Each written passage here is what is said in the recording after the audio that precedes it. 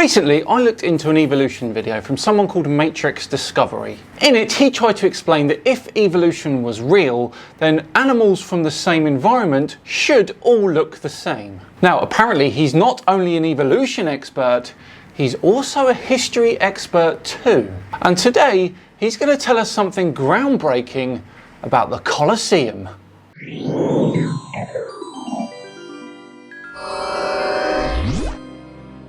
Hello all and welcome along to another episode of Tinfoil Tuesday with me, Simon Dan.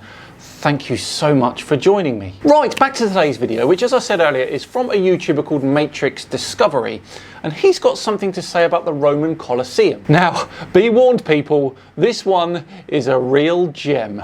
Here we go.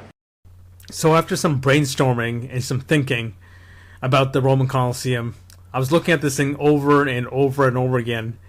And I already made a statement that this thing's not meant for, it wasn't a stadium, folks. It wasn't a stadium.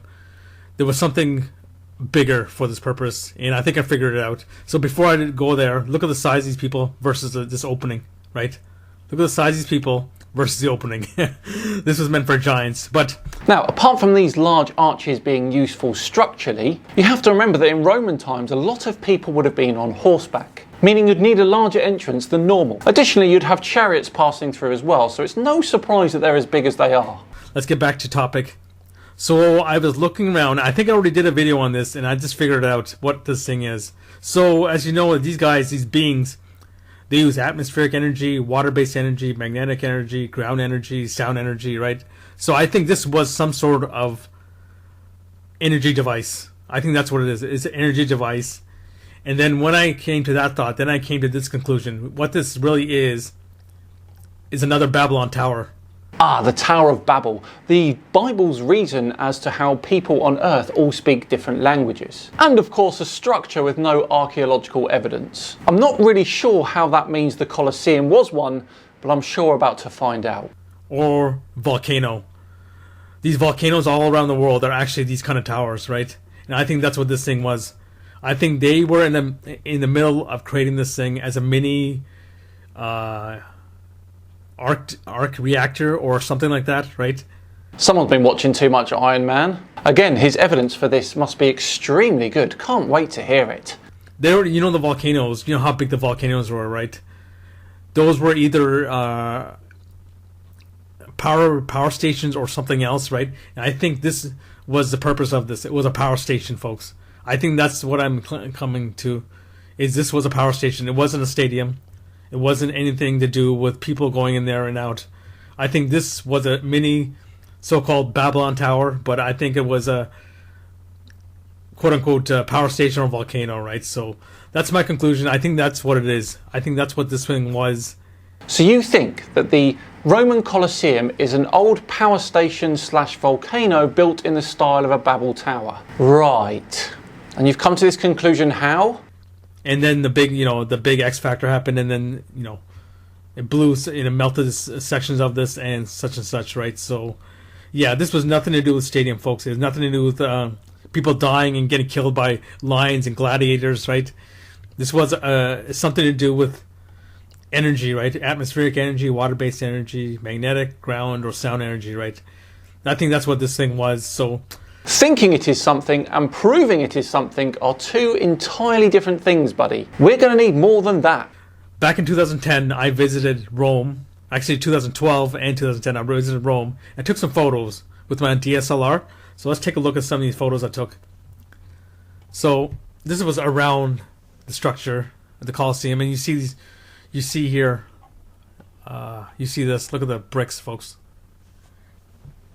So this was around the structure of the Colosseum. I think if you've been to Rome, you've seen this before. And take a look at this. Why is this opening like this, right?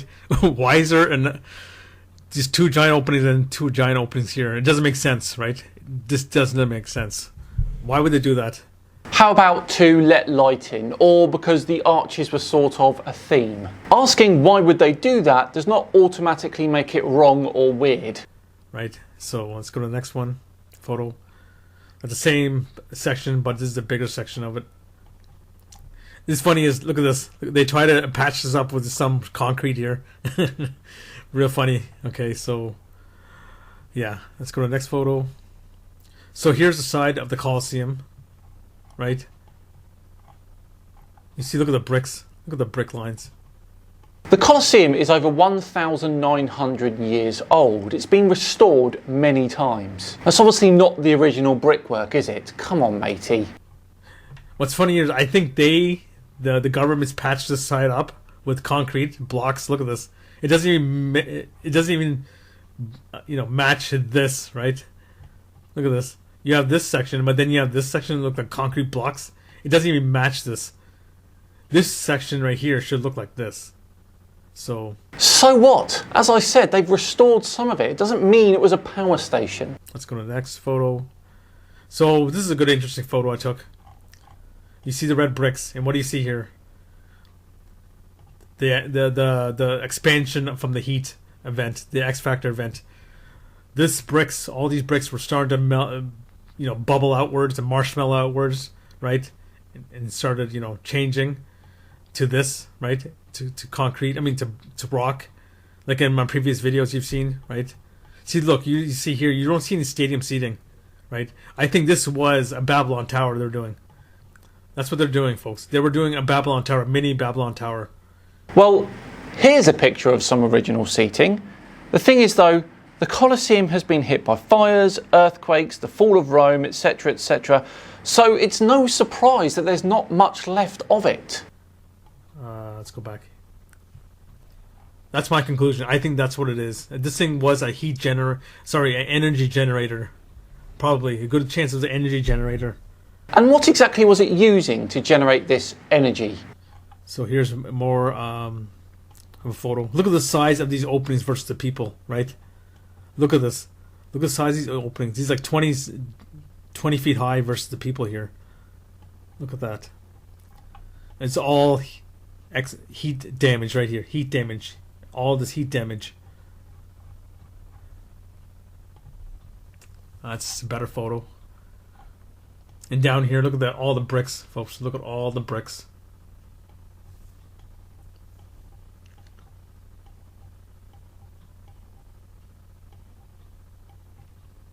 Yeah, this was nothing to do with the stadium, folks. It has nothing to do with the stadium. I think this was some sort of reactor they were producing in the middle of the city. Right, we're 5 minutes in now, and not once have you given us a piece of evidence for your theory. Not once. I mean, if you want to show your holiday snaps to us, that's fine. But at least don't claim that you've made a major discovery about the Colosseum in the process. A mini reactor, a mini Babylon Tower or a volcano, as you claim. There's a close-up photo of the bricks. This is funny. Look at this. Look at the government's trying to, patch it up in this section with concrete blocks. Doesn't even match. Sad. Well, actually, I believe that's the original. The Colosseum had external and internal walls made of different materials. You can see the heat damage right here. See the heat damage? The bubbling outwards? You see the bricks here, the normal bricks, and then you see these bricks been damaged. All heat damage, folks. It's a better. This is the underside of the stadium. Well, not stadium, but the Colosseum. You see all the bricks. Everything was bricks, folks. Everything. 12 miles deep bricks. Right, we're 6 minutes in now and you just keep repeating yourself. It's just pure nonsense, buddy. And unless you're going to come back with some sort of evidence, then I'm going to continue to say that. Well, there we go. What an interesting look at the Colosseum there. And a fascinating yet wildly wrong take from Matrix Discovery. So there we go. We're all done and dusted for another Tinfoil Tuesday. Thank you so much for watching today. As always, it's truly appreciated. If you enjoyed it, hit that like button. And if you really enjoyed it, please do consider subscribing as well. We're now less than 20,000 away from 500,000. We will get there. I've been Simon Dan. Have yourselves a great week, and I'll see you on Friday for a special episode about the ISS with a guest helper. See you then.